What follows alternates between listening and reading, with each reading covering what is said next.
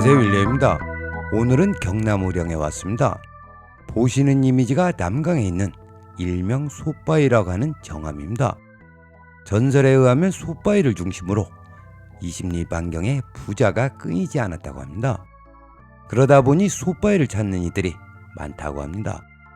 전설 때문인지 몰라도 솥바위 반경 약 20리에 대한민국의 경제를 대표하는 삼성그룹, LG그룹, 그리고 효성그룹의 창업주 생가가 위치해 있습니다. 솥바위를 둘러보고 호암, 이병철 생가로 발길을 옮겼습니다.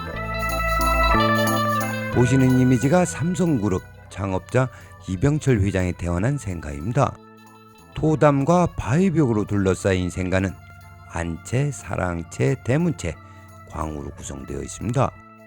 안내책자에 의하면 이 집은 곡식을 쌓아놓은 것 같은 노적복 형상을 하고 있고 산자락 끝에 위치한 생가터에 혈이 맺혔다고 기록하고 있습니다. 그렇습니다. 이병철 회장의 생가는 양택명당입니다. 인기우순으로 달려온 생기가 안채에서 진열을 생성하고 남은 여기는 210도로 빠져나갔습니다. 진열의 크기에 맞춰 적확하게 건축이 되었습니다.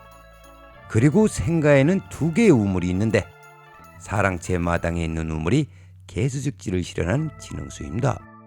이 진흥수는 안채가 양택진열이라는 것을 증명하고 있습니다. 그런데 생가를 둘러보면 형기풍수로 설명되지 않는 부분이 있는데 그것을 소개하면 다음과 같습니다. 청룡방에 있는 안방과 활처럼 휘어있는 능선을 보면 와열로도 볼 수 있습니다.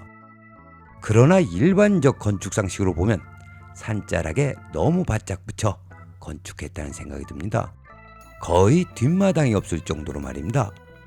뒷산의 높이를 고려할 때 산사태를 염려하지 않을 수 없습니다. 그럼에도 불구하고 안채를 뒷산에 바짝 붙여 건축했다는 것은 당시 이 자리를 찾고 건축했던 분은 이 자리가 양택진열이라는 것을 알았기 때문에 가능했다고 판단됩니다. 점열에 있어 보면 볼수록 감탄스러울 뿐입니다. 그런데 한 가지 의문이 들지 않으십니까? 이 자리에서 입퇴와 출산이 이루어지면 태어난 아기 모두 큰 부자가 되는가에 대해서 말입니다. 걸출한 인물이 배출되기까지는 타고난 유전자와 함께 수많은 인연과 환경이 작용합니다. 이때 풍수라는 환경이 일정 부분 영향을 미치는 것은 사실이지만 풍수가 모든 것을 담당하지는 않는다는 것을 말씀드립니다. 다음으로 이병철 회장의 증지부 묘소로 향했습니다.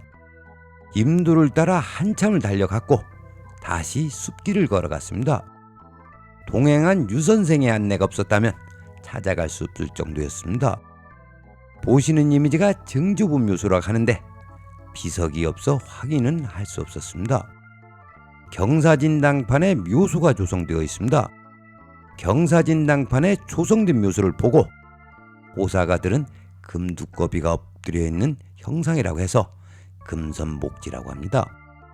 그리고 묘소 아래 바위가 있고 또 바위 아래서 물이 나오기 때문에 이병철 회장이 발복했다고 합니다. 그러나 저는 호사가들의 이런 말에 동의하지 않습니다. 그 이유는 이 자리가 음택발복지가 아니기 때문입니다. 그럼 오늘의 이야기를 정리하겠습니다. 이병철 회장의 성공에 대해 단편적으로 설명할 수는 없습니다. 그의 업적은 개인의 노력과 시대적 환경 그리고 풍수적 요소가 복합적으로 작용한 결과입니다. 성공의 이면에는 실패와 좌절이 있었다는 것을 간과해서는 안 됩니다. 실패와 좌절을 딛고 일어섰기에 성공할 수 있었습니다. 이때 실패와 좌절을 딛고 일어서는 힘, 그것이 바로 명당의 힘이라고 생각합니다.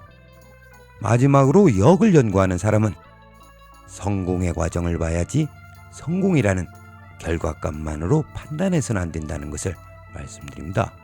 오늘은 여기까지 하겠습니다. 시청해 주셔서 감사합니다.